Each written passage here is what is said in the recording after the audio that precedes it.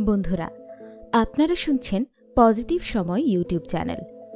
আজ আমরা পাঠ করব আন্তর্জাতিক বেস্ট সেলার বিখ্যাত লেখক ডাক্তার জোসেফ মার্ফির লেখা বই the power of your subconscious mind বইটির অধ্যায় 6।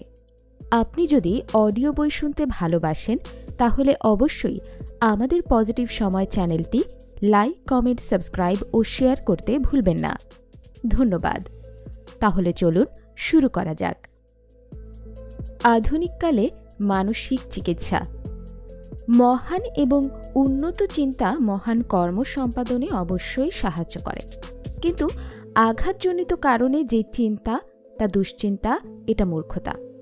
শান্তি, সমৃদ্ধি ও সম্পদ, দৈব বা ঈশ্বরের প্রতি অটল বিশ্বাস রাখুন। চিন্তা করা মানবতার অপরিহার্য কার্যকলাপ। চিন্তাধারার ফলে আসা ধারণা বা ধারণা বিন্যাসকে বোঝায়, যদিও চিন্তা করা মানবতার একটি অপরিহার্য কার্যকলাপ। একে সংজ্ঞায়িত বা এটা বোঝার কোনো সাধারণ পথ নেই, যেহেতু চিন্তা মানুষকে অনেক কর্ম ও মিথক্রিয়ার কারণ ঠিক নিজেই বুঝতে এর শারীরিক এবং আদিভিত্তিক উদ্ভব প্রক্রিয়াসমূহ এবং প্রভাব বোঝার চেষ্টা ভাষাবিদ্যা, মনোবিজ্ঞান, স্নায়ুবিজ্ঞান, দর্শন, কৃত্রিম বুদ্ধিমত্তা, জীববিদ্যা, সমাজবিজ্ঞান এবং বোধ বিজ্ঞান সহ অনেক পাণ্ডিত্য শাখার দীর্ঘদিনের লক্ষ্য হয়ে আছে।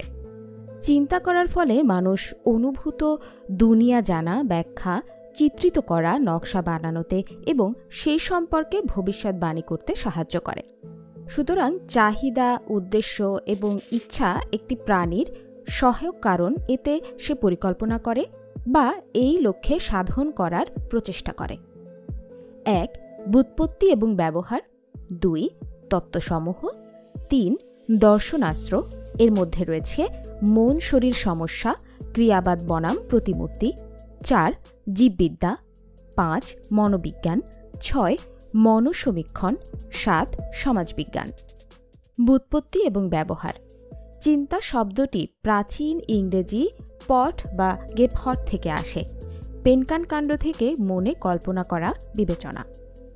চিন্তা পদের অর্থ হতে পারে একটি একক ভাবনার পণ্য বা একটি একক ভাবনা, মানসিক কার্যকলাপের ফল, চিন্তাভাবনার প্রক্রিয়া, চিন্তা করা, যুক্তি করা, কল্পনা করা ইত্যাদির ক্ষমতা, একটি ধারণার উপর বিবেচনা বা ধারণার প্রতিফলন, মনে করা, অর্ধগঠিত বা অসম্পূর্ণ উদ্দেশ্য, অগ্রজ্ঞান বা প্রত্যাশা, বিবেচনা, মনোযোগ, যত্ন বা বিবেচনা, রায়, মতামত বা বিশ্বাস, একটি নির্দিষ্ট জায়গা, বর্গ বা সময়ের চরিত্রগত ধারণা, কোনো কিছুর ব্যাপারে সচেতন হওয়ার অবস্থা, কিছু বিশ্বাস করতে শুরু করা, বিশেষত কিছু কম আস্থার সঙ্গে।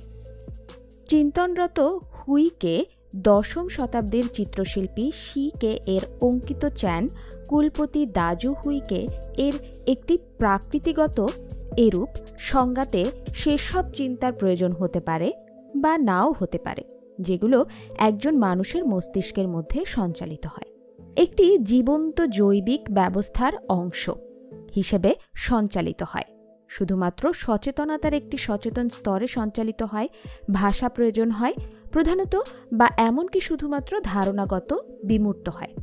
অন্যান্য ধারণা যেমন তুলনা অঙ্কন, ব্যাখ্যা করা, মূল্যায়ন করা, কল্পনা করা, পরিকল্পনা করা এবং মনে রাখার সঙ্গে জড়িত। এছাড়াও চিন্তার সঙ্গে সরাসরি বা পরোক্ষভাবে চিন্তার তত্ত্ব থেকে উৎপন্ন করা যায়। তত্ত্বসমূহ। চিন্তার রূপরেখা চিন্তা পদ্ধতির এবং চিন্তা যন্ত্রের একটা তত্ত্বের রূপরেখা। চিন্তা পদ্ধতি ও মানসিক ক্ষমতার উদ্ভব গাণিতিক সমীকরণ সেটের আদলে পৃষ্ঠতল এবং সারমর্ম। চিন্তাভাবনার জ্বালানি ও অগ্নির মতো সাদৃশ্য একটি উপমাভিত্তিক তত্ত্ব। ভাষা ও চিন্তাধারার স্নায়বিক তত্ত্ব। ভাষা এবং স্থানিক সম্পর্কের স্নায়বিক নকশা চিন্তার ধরন, চিন্তাধারার গড়ন, ক্ষমতা এবং সীমাবদ্ধতা। একটি সামাজিক নকশাভিত্তিক তত্ত্ব অবচেতন চিন্তাধারার তত্ত্ব। চিন্তা যা সচেতন নয়, ভাষাগত তত্ত্ব।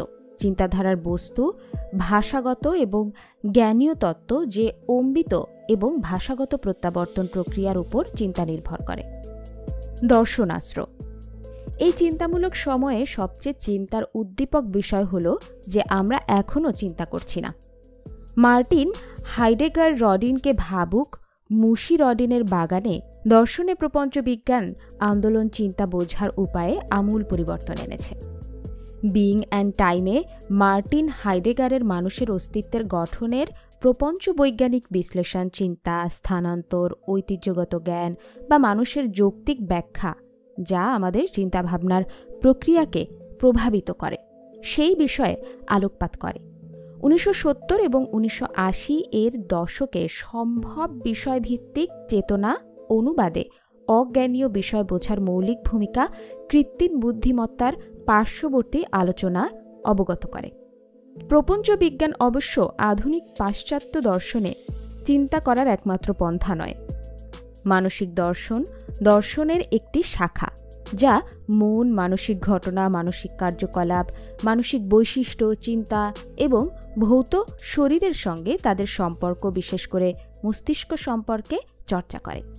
মন শরীর সমস্যা অর্থাৎ শরীর ও মনের সম্পর্ক সাধারণভাবে মানসিক দর্শনের চর্চার বিষয় হিসেবে দেখা হয়, যদিও সেখানে মন ভৌত শরীরের সঙ্গে সম্পর্কিত কিনা সেই বিষয়ে অন্যান্য যুক্তি আছে।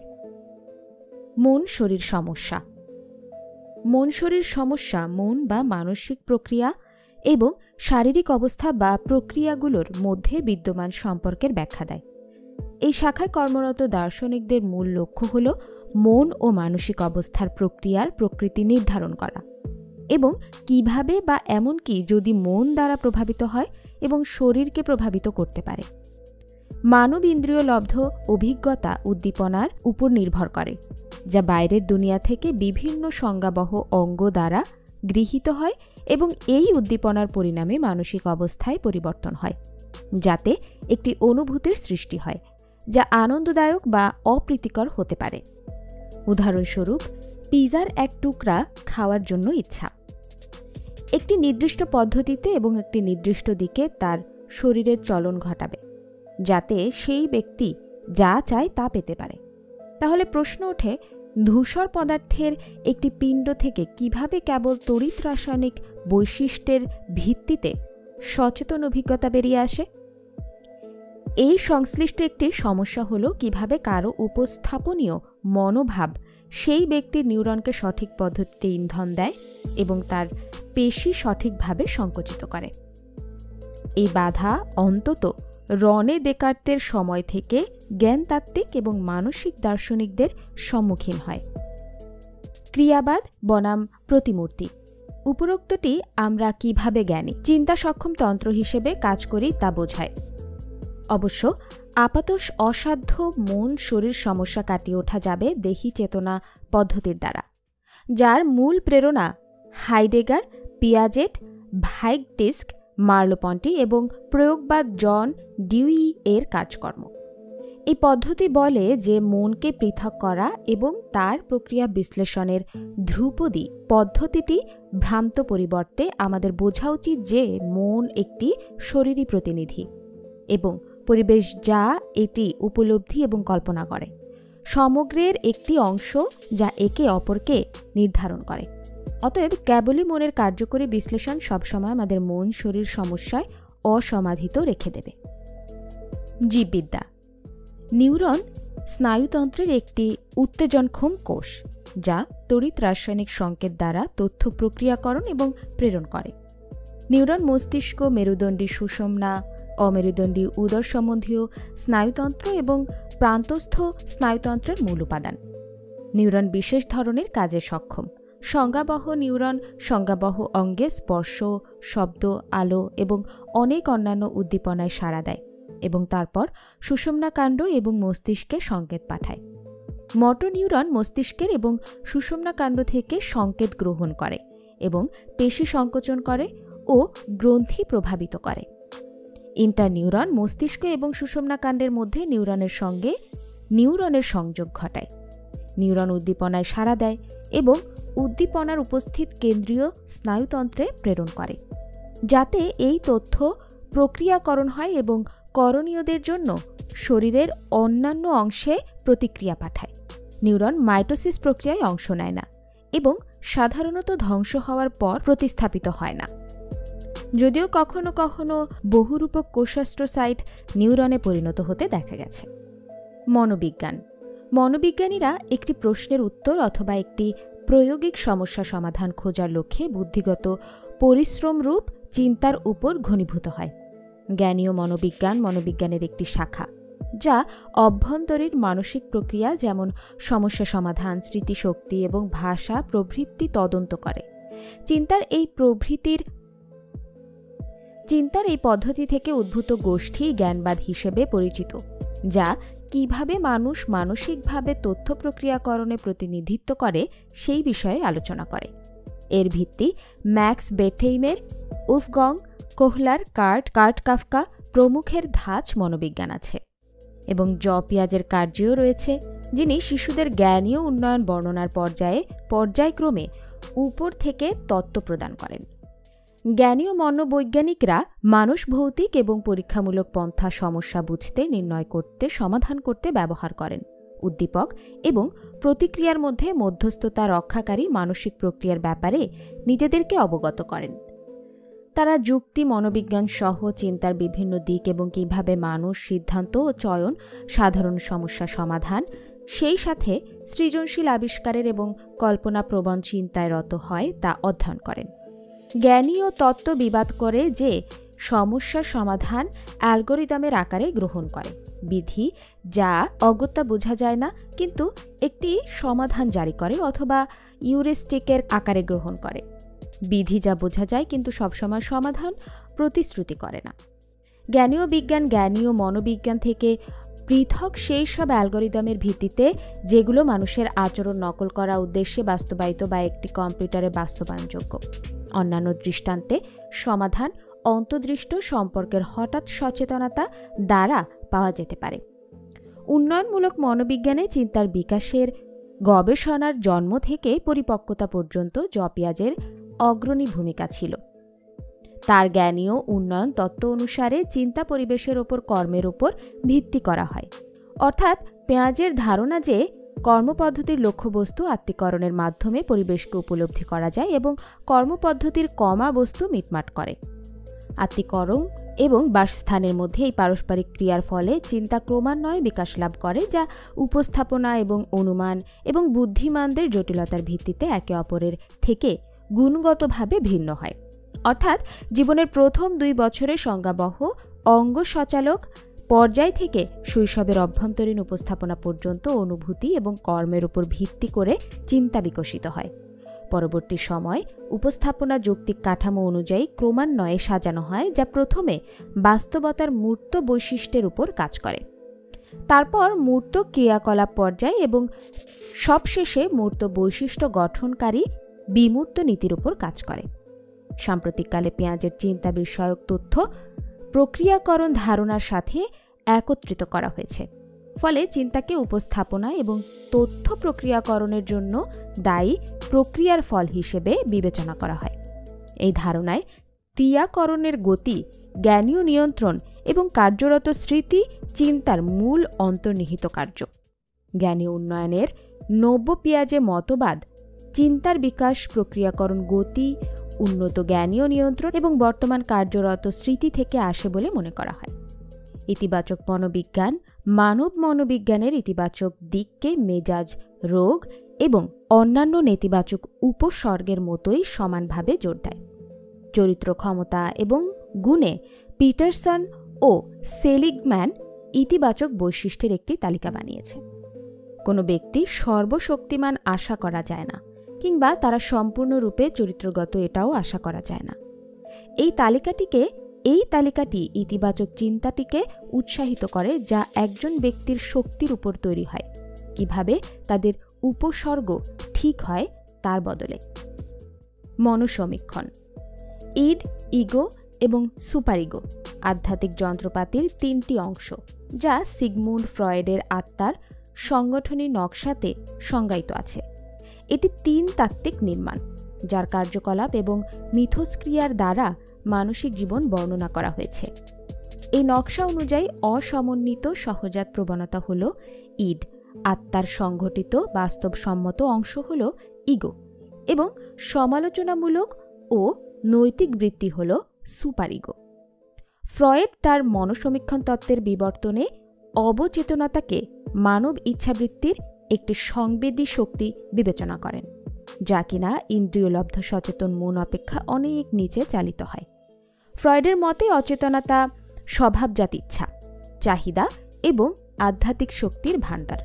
বিগত চিন্তাধারা ও স্মৃতিকথা অবিলম্বে চেতনা থেকে গোপন করা হতে পারে, কিন্তু তারা মানুষকে অচেতনতার অন্তর্জগৎ থেকে চিন্তাধারা এবং স্বতন্ত্র অনুভূতির নির্দেশ দেয়।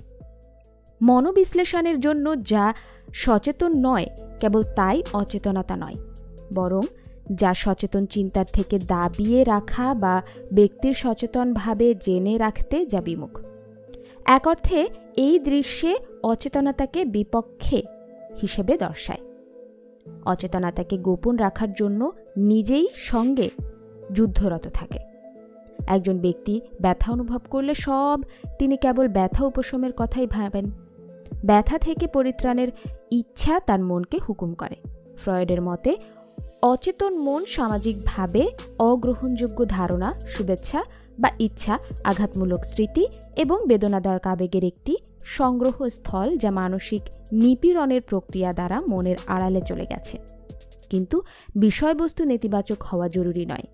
মনসমীক্ষার দৃশ্যে অচেতনতা একটি বল, যা শুধুমাত্র তার প্রভাব দ্বারাই বোঝা যায়। এটা লক্ষণ দ্বারা নিজেকে প্রকাশ করে। সমাজবিজ্ঞান চিন্তার বুদবুদ দ্বারা চিন্তিত করার উপায়।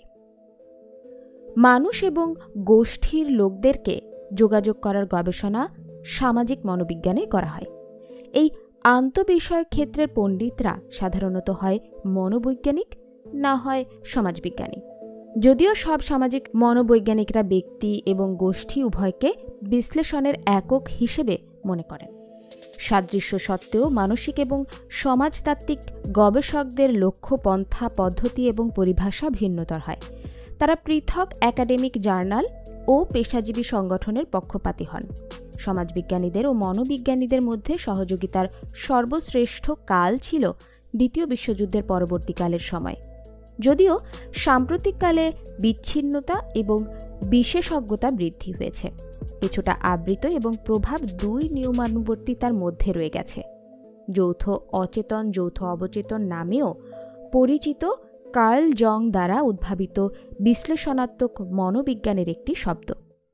এটা অবচেতন মনের একটা অংশ, সমাজ, মানুষ বা সকল মানবতার মধ্যে বিভক্ত একটি পরস্পর যুক্ত প্রণালী দ্বারা, যা সমস্ত সাধারণ অভিজ্ঞতার এবং বিজ্ঞান, ধর্ম এবং নৈতিকতার ধারণার ফল।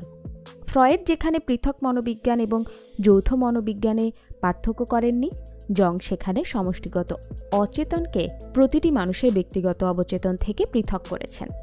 যৌথ অবচেতন আমাদের প্রজাতির অভিজ্ঞতার একটি জলাধার নামেও পরিচিত। জংয়ের প্রজনক কাজ মনস্তাত্ত্বিক ধরনের সংজ্ঞাসমূহ অধ্যায়ের সমষ্টিগত এর সংজ্ঞার আওতায় উপস্থাপনা যৌথ প্রসঙ্গ আনেন। একটি শব্দ লুসিয়েন লেভিব্রুল দ্বারা 1910 সালে হাউ নেটিভস থিঙ্ক বইয়ে উদ্ভাবিত হয়। জং একে যৌথ অবচেতন হিসেবে বর্ণনা করেছেন। অন্যদিকে ফ্রয়েড যৌথ অবচেতন মনের ধারণা কখনোই গ্রহণ করেননি। সুচিন্তা বনাম কুচিন্তা। সুচিন্তা করুন, ভালো কিছু পাবেন। আপনি কুচিন্তা করলে খারাপ কিছুই আপনার উপরে হামলায় পড়বে। এভাবে আপনার মন কাজ করে। সবচেয়ে জরুরি যে কথাটি মনে রাখা উচিত তা হলো, একবার অবচেতন মন কোনো আইডিয়া গ্রহণ করলে তা বাস্তবায়নের জন্য কাজ শুরু করে দেয়। এটি সত্যিই আশ্চর্য এক সত্য যে অবচেতন মনের আইনই হলো খারাপ এবং ভালো আইডিয়া নিয়ে কাজ করা। এই আইন নেতিবাচকভাবে প্রয়োগ করা হলে আসে ব্যর্থতা, হতাশা এবং অশান্তি। আর আপনার অভ্যাসগত চিন্তাভাবনা যদি হয় সুন্দর, সাজানো, গোছানো এবং গঠনমূলক, আপনি পাবেন সুস্বাস্থ্য, সাফল্য এবং সমৃদ্ধি। আপনি যদি সঠিকভাবে চিন্তাভাবনা করতে থাকেন, মনের শান্তি এবং সুস্বাস্থ্যের একটি শরীরের অধিকারী অবশ্যই হতে পারবেন। আপনি যদি মানসিকভাবে কোনো কিছু পারেন বলে দাবি করতে থাকেন, আপনার অবচেতন মন এটি মেনে নেবে এবং আপনাকে তা পাইয়ে দেবে। শুধু যা করতে হবে তা হলো আপনার অবচেতন মন আপনার আইডিয়া যেন গ্রহণ করে তার ব্যবস্থা করা। আর একবার তা ঘটলে আপনার অবচেতন মনের আইন আপনার কাঙ্ক্ষিত স্বাস্থ্য, শান্তি এবং সমৃদ্ধি নিয়ে আসবে। আপনি আদেশ দিন, আপনার অবচেতন মন বিশ্বস্ততার সঙ্গে এই আইডিয়াটি পুনঃ উৎপাদিত করবে। আপনার মনের কানুন হলো এই আপনার অবচেতন মন থেকে যে প্রতিক্রিয়া বা সাড়া পাচ্ছেন তা আপনার চেতন মনের সেই চিন্তার প্রকৃতি তা দ্বারা নিরূপায়িত হবে। মনোবিজ্ঞানী এবং সাইকিয়াট্রিস্টরা দেখিয়েছেন আপনার অবচেতন মন যখন চিন্তাগুলো চলে যায়, মস্তিষ্কের কোষে তার একটা ছাপ ছেড়ে যায়। আপনার অবচেতন মন যত দ্রুত একটি আইডিয়া গ্রহণ করে, এটি তাৎক্ষণিকভাবেই এটিকে কাজে লাগায়। আইডিয়াটি নিয়ে কাজ করতে গিয়ে আপনার সারা জীবনের সঞ্চিত জ্ঞান কাজে লাগায়, যাতে তার উদ্দেশ্য পূরণ হয়। সেটা কি জিনিস? যা চিকিৎসা করে। এই চিকিৎসাত্মক শক্তি কোথায় আর কিভাবে কাজ করে? এসব প্রশ্নের একটাই উত্তর আছে। চিকিৎসাত্মক শক্তি প্রত্যেক মানুষের অবচেতন মনে নিবাস করে এবং রোগীর পরবর্তীতে মানসিক দৃষ্টিভঙ্গি দ্বারা এটা সক্রিয় হয়ে ওঠে। কোনো মানসিক বা ধার্মিক বৈজ্ঞানিক চিকিৎসক, মনোবৈজ্ঞানিক, মনোবিশ্লেষক বা ডাক্তার আজ পর্যন্ত কখনো কোনো রোগীকে ঠিক করে তোলেননি। এক প্রাচীন প্রবাদ বাক্য আছে, ডাক্তার ক্ষতস্থানের উপরে ব্যান্ডেজ বাঁধেন আর এমনটা বলেন, ঈশ্বর ক্ষতস্থান ঠিক করেন। মনোবৈজ্ঞানিক বা মনোবিশ্লেষকরা রোগীর মানসিক অবরোধ সারিয়ে প্রভাবশালী পরিবর্তন আনেন, যাতে চিকিৎসাত্মক সিদ্ধান্ত সক্রিয় হতে পারে আর রোগী আবার একবার সুস্থ হয়ে উঠতে পারেন। এই প্রকার সার্জনরা শারীরিক অবরোধ সরান, যাতে চিকিৎসাত্মক প্রবাহ স্বাভাবিকভাবে কাজ করতে পারে। কোনো ডাক্তার বা সার্জন অথবা মানসিক বিজ্ঞানের প্রয়োগকারী সম্পূর্ণভাবে এমন দাবি করতে পারেন না যে উনি রোগীকে ঠিক করে তুলেছেন। চিকিৎসাত্মক শক্তি একটাই হয়, যদিও সেটাকে ভিন্ন ভিন্ন নামে ডাকা হয়। প্রকৃতি, জীবন, ঈশ্বর, রচনাত্মক জ্ঞান ইত্যাদি কিন্তু বাস্তবতা হচ্ছে। এসব কিছুই অবচেতন শক্তির প্রতি ইশারা করার ভিন্ন ভিন্ন পদ্ধতি। আপনারা এটা জানেন যে আমরা নিজের মধ্যে মজুদ চিকিৎসাত্মক জীবন সিদ্ধান্তের প্রবাহের মানসিক, ভাবনাত্মক আর শারীরিক অবরোধগুলোকে বেশ কয়েক পদ্ধতিতে দ্বারা সরাতে পারি।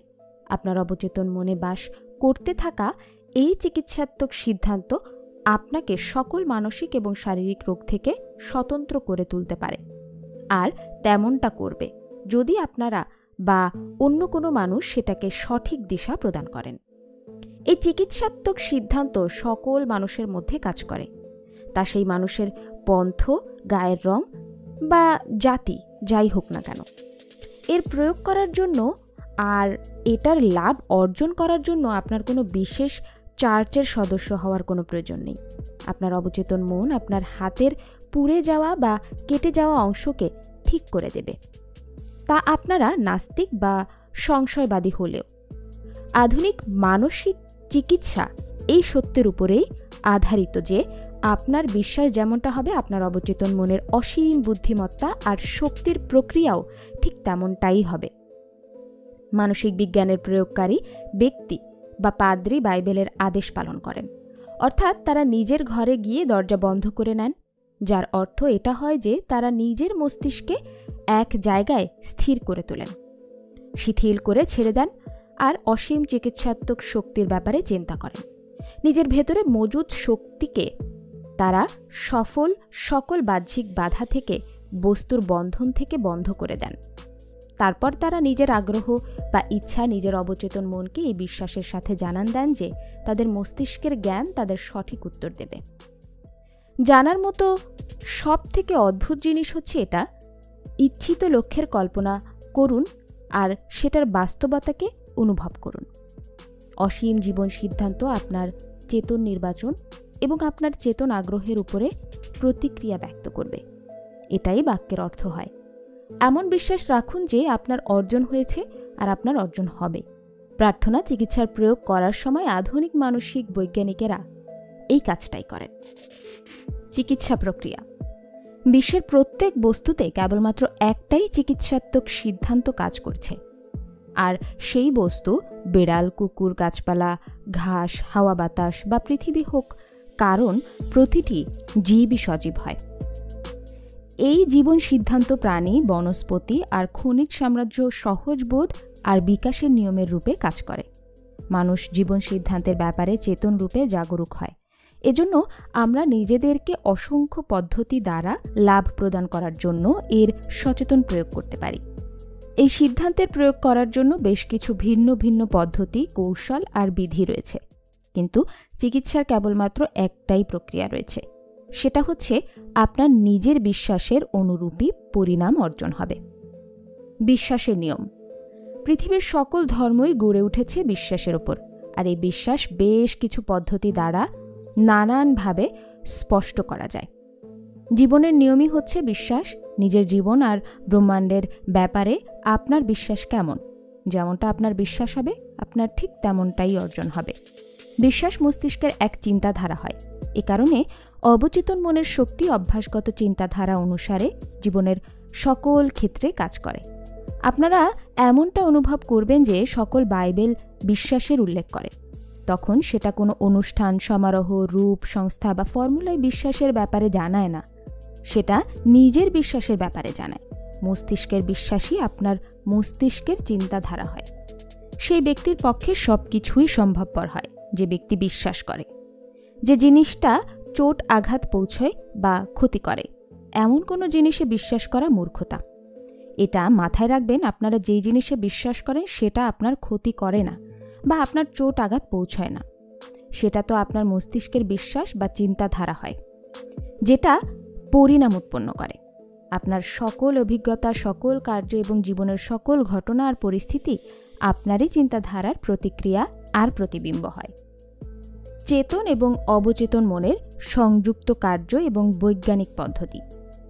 প্রার্থনা চিকিৎসা মস্তিষ্কের চেতন আর অবচেতন স্তরগুলো ক্রমবদ্ধ, সামঞ্জস্যপূর্ণ আর বুদ্ধিমত্তাপূর্ণ কাজ হয়, যেটাকে কোনো নির্দিষ্ট উদ্দেশ্যের জন্য বিশেষ রূপে নির্দেশিত করা হয়। বৈজ্ঞানিক প্রার্থনা বা প্রার্থনা চিকিৎসার জন্য আপনার এটা জানা উচিত যে আপনারা কি আর কেন করছেন। আপনারা কি চিকিৎসার নিয়মে বিশ্বাস করেন? এই জিনিসটাকে অনেকবার মানসিক চিকিৎসা বা বৈজ্ঞানিক প্রার্থনাও বলা হয়।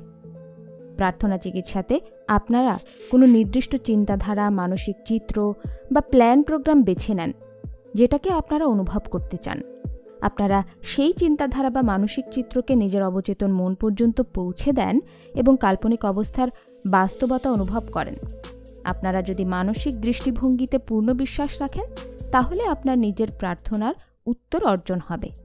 প্রার্থনা চিকিৎসা কোনো বিশেষ উদ্দেশ্য প্রাপ্তির জন্য করা মানসিক কর্ম।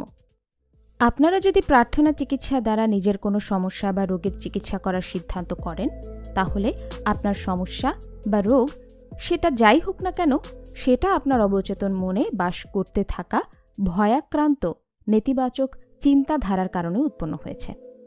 আপনারা যদি নিজের মস্তিষ্ক থেকে এমন চিন্তাধারা সাফ করে দেন, তাহলে আপনারা ঠিক হবেন।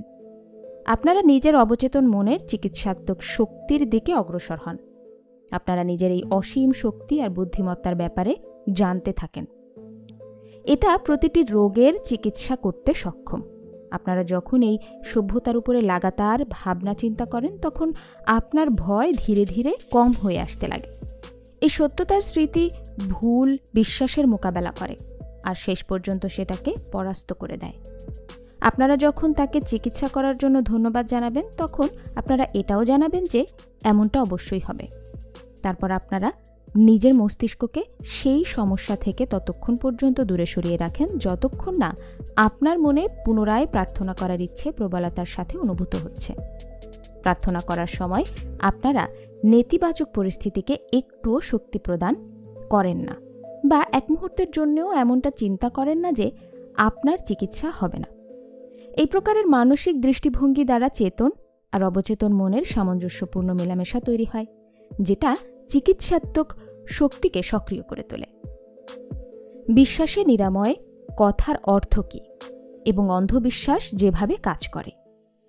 মানুষ যে জিনিসটিকে বিশ্বাস চিকিৎসার নামে জানে, সেটা আসলে বাইবেলে জানানো সেই বিশ্বাস নয়, যার অর্থ চেতন আর অবচেতন মনের পারস্পরিক সমন্বয়ের জ্ঞান হয়। বিশ্বাস চিকিৎসক সেই ব্যক্তি হন যিনি চিকিৎসায় সামিল শক্তিগুলোর বৈজ্ঞানিক জ্ঞান ছাড়াই চিকিৎসা করেন। এটাও হতে পারে যে তিনি হয়তো চিকিৎসা করার বিশেষ ক্ষমতার ব্যাপারে দাবি জানাতে পারেন, বা তার শক্তির উপরে রোগীর অন্ধবিশ্বাস রোগীকে ঠিক করে দিতে পারে। জিনিসটা রোগীকে সেই পদ্ধতি বা প্রক্রিয়ায় সত্যিকারের বিশ্বাস প্রদান করবে, সেই জিনিসটা চিকিৎসাকে আরও বেশি সম্ভবপর করে তুলবে। যদি কোনো জিনিস আপনার ভয় আর চিন্তা থেকে সরিয়ে বিশ্বাস আর আশার দিকে টেনে নিয়ে যায়, তাহলে আপনার চিকিৎসা সম্ভবপর হয়ে উঠবে। যেহেতু সেটা সিদ্ধান্ত পরিণাম প্রদান করে, সেজন্য সেটা সঠিক আর সত্য হয়। যেমনটা আমরা এর আগেও দেখেছি, এমনটা সত্য হতে পারে না। অন্ধবিশ্বাস কিভাবে কাজ করে তার ব্যাপারে ফ্রাঞ্জ অ্যান্টন মেম্বার জানিয়েছেন, 1776 সালে উনি নিজের রোগীদেরকে শরীরকে চুম্বক দিয়ে স্পর্শ করে রোগীর শরীর থেকে কিছুটা দূরে নিজের হাত ঘুরিয়ে চিকিৎসা করতেন। এই নতুন টেকনিকের সফলতাকে বোঝানোর জন্য মেম্বার প্রাণী চুম্বকীয়তার সিদ্ধান্ত প্রদান করেন। উনি এমনটা জানান যে এই দ্রব্য এমনিতে তো পুরো ব্রহ্মাণ্ড জুড়ে ছড়িয়ে রয়েছে, কিন্তু এটা মানুষের শরীরের সবথেকে বেশি সক্রিয়। এই চুম্বকীয় দ্রব্য ওনার হাত থেকে রোগী শক্তির শরীরের দিকে সম্প্রেষিত হয় এবং প্রাণী চুম্বকীয়তার এই স্থানান্তর ব্যক্তির রোগের চিকিৎসা করে দেয়। হাজার হাজার লক্ষ লক্ষ মানুষ ওনার কাছে আসতে শুরু করে এবং বেশ কিছু অদ্ভুত চিকিৎসার ব্যাপারে দাবি করা হলো। প্যারিসের সরকার মেম্বারের চিকিৎসা পরীক্ষা করে দেখার জন্য এক কমিটি গঠন করে। সেই কমিটিতে প্রখ্যাত চিকিৎসক এবং একাডেমিক অব সায়েন্সের সদস্যরা ছিলেন, যাদের মধ্যে বেঞ্জামিন ফ্রাঙ্কলিন ও শামিল ছিলেন। গভীরভাবে পরীক্ষা নিরীক্ষা করার পরে কমিটি এমনটা স্বীকার করে নেয় যে মেম্বার রোগী ব্যক্তিদের সত্যি সত্যি সুস্থ করে তোলেন। যদিও কমিটির রিপোর্টে এমনটাও বলা হলো যে ওনার চুম্বকীয় দ্রব্য সিদ্ধান্তকে সঠিক প্রতিপন্ন করার মতো একটাও প্রমাণ নেই, উল্টে চিকিৎসা রোগীদের নিজের কল্পনার কারণে হলো। মেম্বারকে নির্ধারিত করে দেওয়া হলো। তারপর 1815 সালে ওনার মৃত্যু হয়। ইংল্যান্ডে ম্যানচেস্টারের ডি ব্যাড এমনটা প্রমাণ করার দায়িত্ব নিজের উপরে টেনে নেন যে চুম্বকীয় দ্রব্যের মেম্বারের চিকিৎসার সাথে কোনো সম্পর্কই ছিল না। ডি ব্যাড এমনটা দেখতে পেয়েছেন যে রোগী ব্যক্তিকে পরামর্শ প্রদান করে সম্মোহিত তন্দ্রা বা নিদ্রায় পাঠানো যেতে পারে। রোগীরা সম্মোহিত তন্দ্রায় থাকার সময় বেশ কিছু অদ্ভুত পরিণাম উৎপন্ন করতে সফল হয়ে ওঠেন, যেগুলো কৃতিত্ব মেম্বার প্রাণী চুম্বকীয়তাকে দেন। এই প্রকারে এসব চিকিৎসা নিঃসন্দেহে রোগীদের সক্রিয় কল্পনা আর অবচেতন মনকে প্রদান করা স্বাস্থ্যের শক্তিশালী পরামর্শ দ্বারা সম্ভবপর হলো। একে অন্ধবিশ্বাস বলাটাও ঠিক হবে না, কারণ রোগী বা চিকিৎসক কেউই এটা জানতে পারেনি যে এই চিকিৎসা কি করে হলো। কল্পনাবাদী বিশ্বাস ও এর অর্থ। মানুষের কল্পনাবাদী অবচেতন মন তার চেতন বা যথার্থবাদী মনের নিয়ন্ত্রণের অধীনে হয়। এটা পরামর্শের প্রতিও অতি সংবেদনশীল হয়, অর্থাৎ আপনার যথার্থবাদী বিশ্বাস যাই থাকুক না কেন, আপনারা যদি তাতে সক্রিয়তা বা নিষ্ক্রিয়তার সাথে বিশ্বাস রাখেন, তাহলে আপনার অবচেতন মন সেই পরামর্শ দ্বারা নিয়ন্ত্রিত হবে আর আপনার ইচ্ছে পূরণ হবে। মানসিক চিকিৎসার জন্য কল্পনাবাদী বিশ্বাসের প্রয়োজন হয়। এটাকে অর্জন করার পদ্ধতি হচ্ছে যথার্থবাদী বা চেতন মনের সক্রিয় বিরোধিতাকে সমাপ্ত করা। কারণ শরীরের প্রভাবশালী চিকিৎসার জন্য সব থেকে ভালো তো এটাই হবে যে চেতন আর অবচেতন দুই মনই বিশ্বাসকে পুরোপুরি স্বীকার করে নেওয়ার মতো অবস্থায় থাকবে। কিন্তু এমনটা সবসময় জরুরি হয় না। আপনারা নিজের মন আর শরীরকে শিথিল করে ছেড়ে দিয়ে তন্দ্রাচ্ছন্ন অবস্থায় পৌঁছে যেতে পারেন এবং নিষ্ক্রিয়তা আর গ্রহণশীলতার অবস্থায় প্রবেশ করতে পারেন। এই তন্দ্রাচ্ছন্ন অবস্থায় আপনার নিষ্ক্রিয়তা কল্পনাবাদী প্রভাবের প্রতি গ্রহণশীল হয়ে ওঠে। একবার কেউ একজন আমাকে এমন প্রশ্ন করেন, এমনটা কি করে সম্ভবপর হয়ে উঠল? সেই পাদ্রী আমাকে ঠিক করে দেন। সেই পাদ্রী যখন আমাকে এমনটা বললেন যে রোগ বলে কোনো জিনিস হয় না আর এর কোনো অস্তিত্ব নেই, তখন আমি ওনার একটা শব্দের উপরেও বিশ্বাস করিনি। আমার এমনটা হলো যে উনি আমার বুদ্ধির অপমান করছেন, কিন্তু তা সত্ত্বেও আমি ঠিক হয়ে যাই। এমনটা কি করে সম্ভব হতে পারে? এর স্পষ্টীকরণ অত্যন্ত সহজ, কারণ সেই ব্যক্তি পাদ্রীর শান্তিদায়ক শব্দে শান্ত হয়ে ওঠেন। তারপর পাদ্রী ওনাকে কিছু সময়ের জন্য পূর্ণরূপে নিষ্ক্রিয় অবস্থায় যাওয়ার, কোনো কথা না বলার বা কিছু ভাবনা চিন্তা না করার পরামর্শ দেন। পাদ্রীও নিষ্ক্রিয় হয়ে ওঠেন।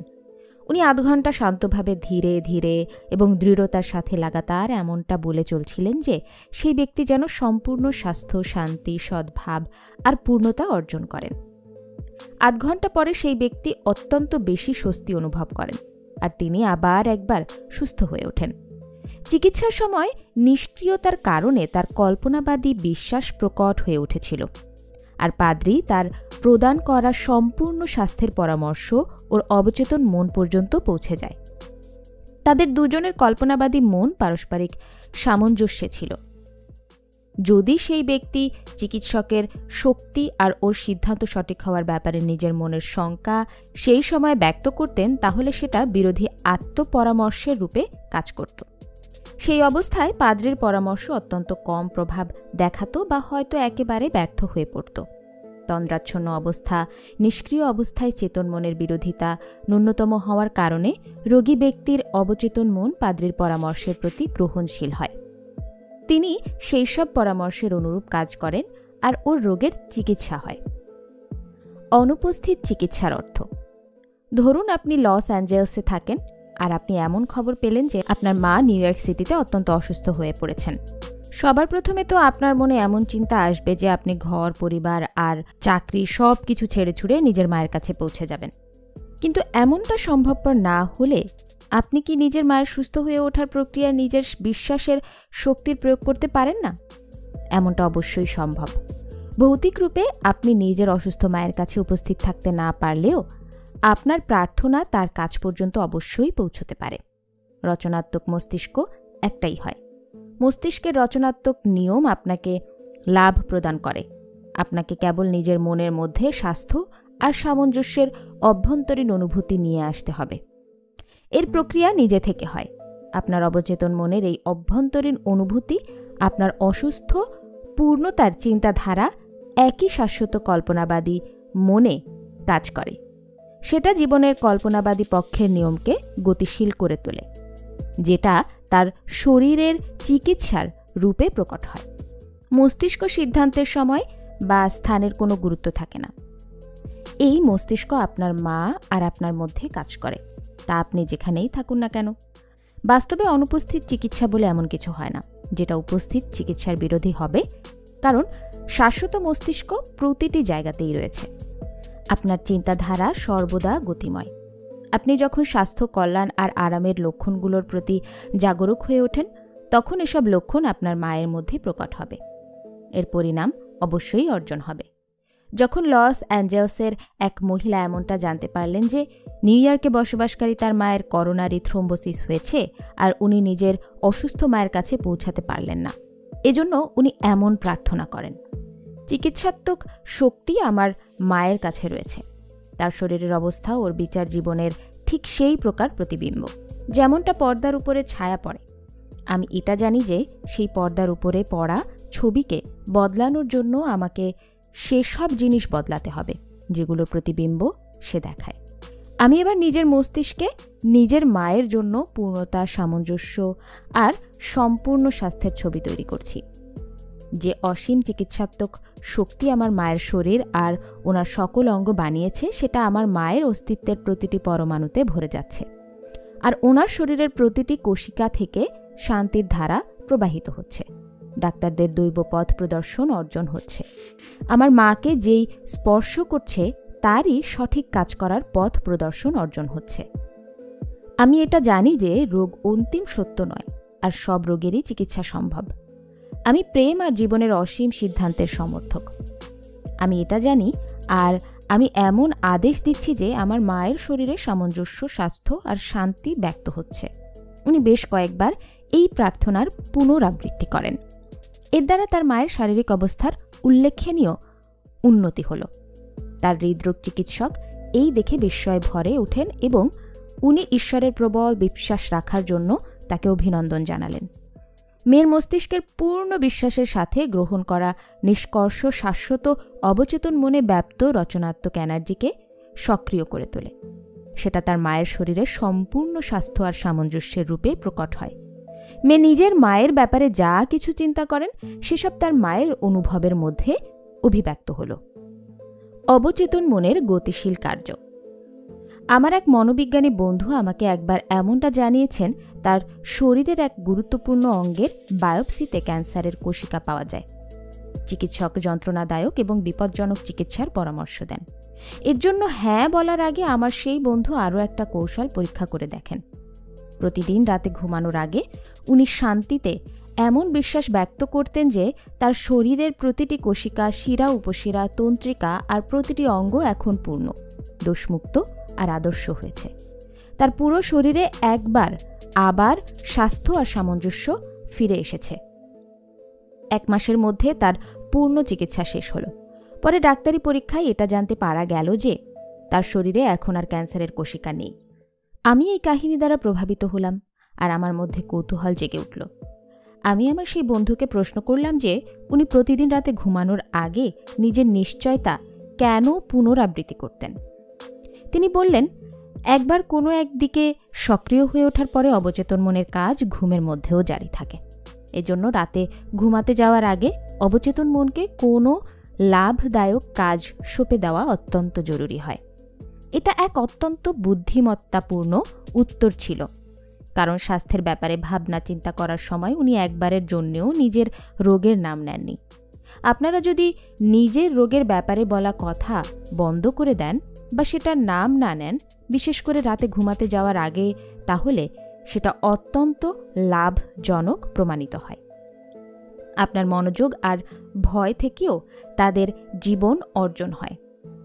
আমি এখানে আমার যে মনোবৈজ্ঞানিক বন্ধুর উল্লেখ করলাম, আপনারাও তার মতো মানসিক সার্জন হয়ে উঠুন।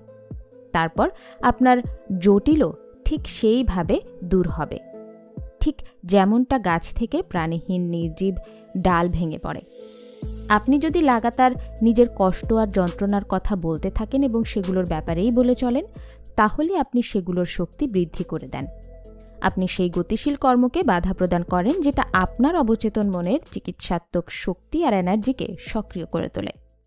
যখন আপনার মস্তিষ্কের নিয়ম দ্বারা এসব কল্পনা আকার গ্রহণ বুঝতে, তখন সেই জিনিসটাই হয় যেটা হওয়ার ভয় আপনার ছিল। এজন্য নিজের মস্তিষ্কে জীবনের মহান সত্যতা ভরে নিন আর প্রেমের আলোর দিকে এগিয়ে চলুন। গুরুত্ব সহকারে যেই কথাগুলো মনে রাখবেন, নিজের অবচেতন মনকে নিজের মনের ইচ্ছে জানানোর এক নির্দিষ্ট প্ল্যান প্রোগ্রাম বানিয়ে নিন। ইচ্ছিত লক্ষ্যের কল্পনা করুন এবং সেটার বাস্তবতাকে অনুভব করুন। আপনার নিশ্চিত রূপে পরিণাম অর্জন হবে। এটা জানার চেষ্টা করুন যে সেটা কী জিনিস যা চিকিৎসা করে। এমনটা বিশ্বাস করুন যে অবচেতন মনকে প্রদান করা সঠিক নির্দেশ আপনার মস্তিষ্ক আর শরীরের চিকিৎসা করবে। এমনটা সিদ্ধান্ত করুন যে বিশ্বাস ঠিক কী জিনিস। এটা জেনে নিন যে বিশ্বাস আপনার মনের এক চিন্তাধারা এবং আপনি যা কিছু চিন্তাভাবনা করেন, আপনি নিজেই সেটার রচনা করেন। অসুস্থতা বা ক্ষতি বা চোট আঘাত করা কোনো জিনিসের প্রতি বিশ্বাস করাটা মূর্খতা। সম্পূর্ণ স্বাস্থ্য, সমৃদ্ধি, শান্তি, ধন সম্পদ আর দৈব পথ প্রদর্শনের বিশ্বাস রাখুন। নিজের জীবনের প্রার্থনা চিকিৎসার শক্তির প্রয়োগ করুন। নির্দিষ্ট প্ল্যান, প্রোগ্রাম, চিন্তাধারা বা মানসিক চিত্র বেছে নিন। সেই চিন্তাধারার সাথে মানসিক আর ভাবনাত্মক সামঞ্জস্য তৈরি করুন। আপনারা যখন নিজের মানসিক দৃষ্টিভঙ্গির প্রতি আস্থাবান হয়ে উঠবেন, তখন আপনার প্রার্থনার উত্তর অর্জন হবে। আপনি যে মহান আর উদাত্ত চিন্তাধারার ব্যাপারে অভ্যাসগতভাবে চিন্তা করেন, সেগুলো মহান কর্ম হয়ে ওঠে। আপনি সত্যি সত্যি চিকিৎসার শক্তি অর্জন করতে চাইলে আপনি সেইটা বিশ্বাসের মাধ্যমে অর্জন করতে পারেন, যার অর্থ নিজের চেতন আর অবচেতন মনের কার্যবিধির জ্ঞান হয়। বিশ্বাস বুদ্ধিমত্তা থেকে আসে। নিজের অসুস্থ প্রিয়জনদের জন্য প্রার্থনা করতে শিখুন। নিজের মনকে শান্ত করে তুলুন। আপনার স্বাস্থ্য, স্ফূর্তি আর পূর্ণতার চিন্তাধারা শাশ্বত মস্তিষ্কের মাধ্যমে নিজের প্রিয়জনদের মস্তিষ্কে অনুভব করা হবে, আর সেগুলো প্রকট হবে। অন্ধবিশ্বাসের অর্থ হচ্ছে বৈজ্ঞানিক বুদ্ধিমত্তা ছাড়াই চিকিৎসাত্মক শক্তি সফল চিকিৎসা করতে পারে। অধ্যায় 6 এখানেই পরিসমাপ্তি। আমাদের পরবর্তী অধ্যায় শোনার জন্য আমাদের চ্যানেলে চোখ রাখুন। ধন্যবাদ।